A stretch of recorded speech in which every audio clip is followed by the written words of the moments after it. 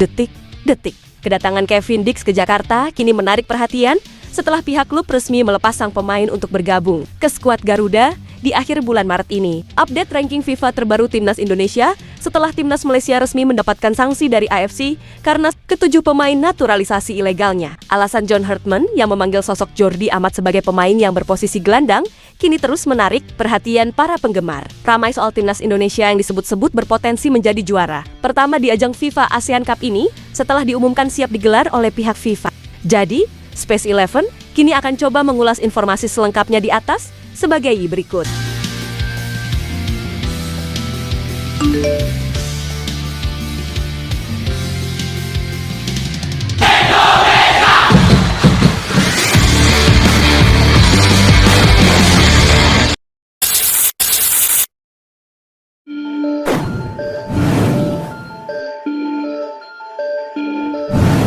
Bintang andalan Timnas Indonesia yaitu Kevin Dix kini dipastikan akan membela skuad Garuda di ajang terdekat ini. Ya, diketahui sebelumnya Borussia Mönchengladbach sudah merilis 12 nama pemain mereka, termasuk Kevin Dix, untuk memperkuat negara masing-masing di saat jeda internasional di bulan Maret ini, di mana Kevin Dix menjadi satu dari 3 nama pemain Asia yang dilepas Borussia Mönchengladbach ke tim nasional masing-masing. 2 nama lain yaitu bintang timnas Jepang, seperti Shuto Michino dan Jens Kastrop yang akan memperkuat Korea Selatan. Dalam rilis, di dalam halaman resminya, Gladbach menyebutkan bahwa Kevin Dix dipanggil untuk memperkuat timnas Indonesia untuk melawan St. Kitts and Nevis di ajang FIFA Series ini di Stadion GBK Jakarta pada 27 Maret ini. Kevin Dix akan bermain dalam pertandingan persahabatan bersama Indonesia melawan St. Kitts and Nevis, tulis Gladbach. Ya, Kevin Dix memang berpotensi menjadi pemain andalan bagi pelatih timnas Indonesia. Hal ini mengacu ke performa dan pengalaman yang dimiliki oleh sang pemain. Tenaga mantan pemain FC Copenhagen itu dibutuhkan timnas Indonesia untuk meraih hasil bagus di laga perdana ini. Jika bisa meraih kemenangan, maka skuad tim merah putih akan bersua pemenang di laga Bulgaria kontra Kepulauan Solomon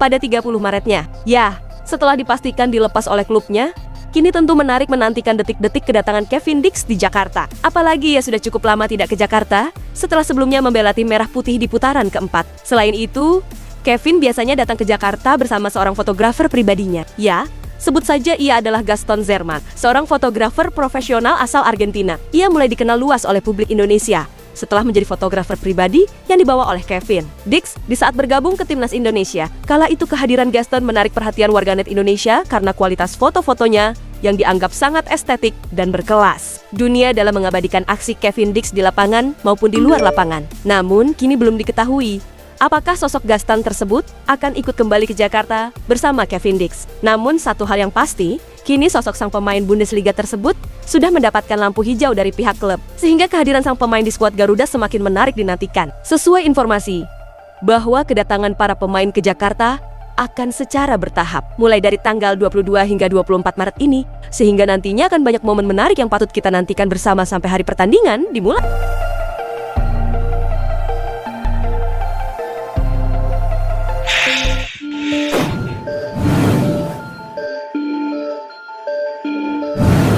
FIFA ASEAN Cup kini akhirnya resmi bergulir pada bulan September sampai bulan Oktober ini. Melihat aturan yang dikeluarkan oleh FIFA, Timnas Indonesia berpotensi juara di turnamen pembuka FIFA ASEAN Cup tersebut. Ya, semalam FIFA mengeluarkan beberapa keputusan. Selain memberikan sanksi kepada Federasi Sepak Bola Israel, di mana FIFA juga resmi mengungkapkan kapan turnamen FIFA ASEAN Cup ini akan dimulai. Dewan FIFA menyetujui digelarnya FIFA ASEAN Cup yang sebelumnya sudah dipresentasikan saat KTT ASEAN di Malaysia pada Oktober 2025 dan mendapat sambutan positif. Edisi pertama rencananya digelar pada September hingga Oktober 2026. Tulis pernyataan resmi FIFA ASEAN Cup akan digelar di saat FIFA Matchday, sehingga seluruh pemain terbaik timnas Indonesia seperti Jay Itzes hingga Olo Romeni bisa dipanggil. Jika Jay Itzes atau pemain lainnya tidak dilepas DJ saat FIFA ASEAN Cup bergulir, maka pihak klub akan mendapatkan hukuman dari FIFA, di mana wajib bagi klub manapun untuk melepas sang pemain ke tim nasional jika ada panggilan, asalkan sang pemain dalam kondisi bugar alias tidak mengalami cedera. Berhubung Kevin Dix dan kawan-kawan akan bermain, maka peluang timnas Indonesia untuk menjadi juara di ajang FIFA ASEAN Cup ini sangatlah besar. Di mana dengan materi pemain saat ini, maka timnas Indonesia jelas masih di atas tim-tim teras Asia Tenggara seperti Thailand, Malaysia, dan juga Vietnam. Jadi, pertanyaannya, sanggupkan timnas Indonesia juara di edisi perdana FIFA ASEAN Cup ini? Ya, Tentu ini menarik kita nantikan. Ya, di FIFA Matchday di bulan September dan Oktober ini, diketahui memang ada sedikit perubahan. Biasanya di FIFA Matchday September dan Oktober ini selalu digelar di awal bulan. Namun, per tahun ini, FIFA Matchday September dan Oktober digabung. Dalam artian digelar berdampingan. Nantinya FIFA Matchday September ini bergulir di akhir bulan dan berlanjut hingga awal Oktober 2026. Alhasil di FIFA Matchday September dan Oktober ini, masing-masing tim nasional diizinkan memainkan 4 pertandingan. Karena itu, timnas Indonesia berpotensi memainkan 4 pertandingan di FIFA ASEAN Cup ini nantinya. Jika masing-masing tim memiliki kesempatan memainkan 4 pertandingan, maka ada potensi tim lain sama-sama bermain dalam 4 pertandingan. Dan tim dengan koleksi poin terbanyak maka berhak meraih juara di ajang FIFA ASEAN Cup ini nantinya.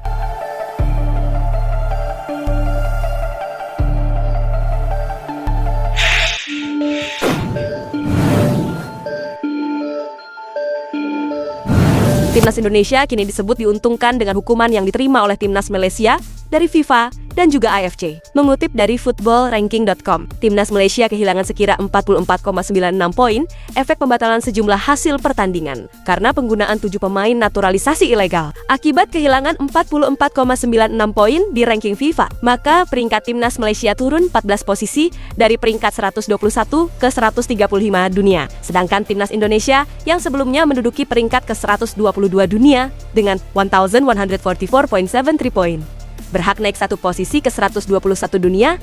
Efek merosotnya ranking timnas Malaysia. Timnas Indonesia bisa naik ke posisi yang lebih baik lagi jika juara di ajang FIFA Series ini. Berdasarkan jadwal, timnas Indonesia akan menghadapi Saint Kitts and Nevis di laga perdana FIFA Series pada Jumat, Maret mendatang pukul 20.00 waktu Indonesia Barat. Jika menang atas Saint Kitts and Nevis, maka timnas Indonesia akan bersua pemenang laga Bulgaria atau Kepulauan Solomon pada Senin 30 Maretnya di jam yang sama. Mengutip dari Garuda Facebook _ kemenangan atas Saint Kitts and Nevis akan menghasilkan 3,96 poin bagi timnas Indonesia. Kemudian jika bertemu Bulgaria di final FIFA Series dan meraih kemenangan, maka timnas Indonesia mendapatkan 6,2 poin tambahan. Jika 2 kemenangan di atas digabung, maka perolehan angka timnas Indonesia meningkat dari 1,144,73 menjadi 1,154,89 angka di ranking FIFA per April ini. Dalam hal ini, maka timnas Indonesia diprediksi akan naik 3 posisi dari peringkat ke 121 ke 118 dunia. Ya, bukan timnas Indonesia saja yang diuntungkan efek hukuman yang diterima oleh Timnas Malaysia ini, di mana timnas Vietnam juga langsung naik 5 posisi dari peringkat 108 ke 103 dunia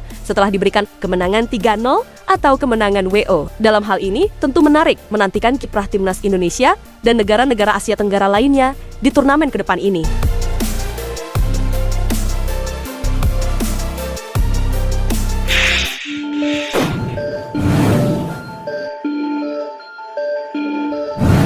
Sosok John Hartman diketahui memberi kejutan dalam pemanggilan pemain untuk menjelang FIFA Series di akhir Maret ini. Salah satu sorotan utama pun tertuju kepada bek senior Persija Jakarta, yaitu Jordi Amat, yang kali ini diproyeksikan untuk mengisi peran baru di lini tengah skuad Garuda. Keputusan ini menjadi bagian dari strategi eksperimen yang diusung oleh John Hartman.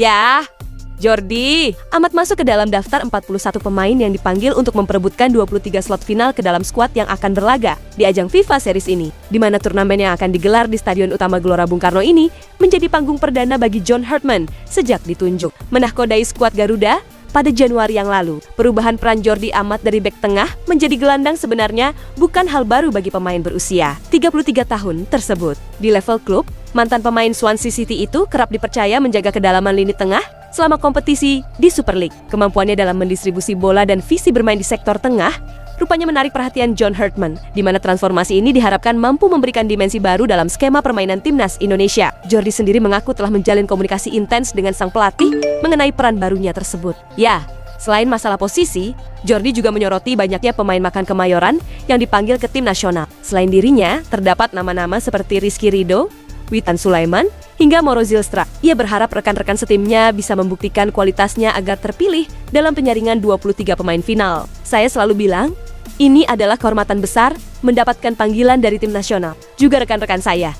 Ini momen yang sangat membanggakan untuk Persija juga. Kami membawa banyak pemain ke tim nasional, ujar Jordi Amat. Ya, persiapan menghadapi Saint Kitts and Nevis dan lawan tangguh di ajang FIFA Series ini menggunakan sistem gugur. Jika berhasil memetik kemenangan di laga perdana, maka timnas Indonesia akan melaju ke partai puncak pada 30 Maretnya untuk menantang pemenang antara Bulgaria atau Kepulauan Solomon. Jordi menegaskan bahwa kesiapannya untuk ditempatkan di posisi manapun sesuai instruksi pelatih demi kesuksesan tim nasional di hadapan publik sendiri. Saya selalu siap membantu sebagai bek tengah, sebagai gelandang.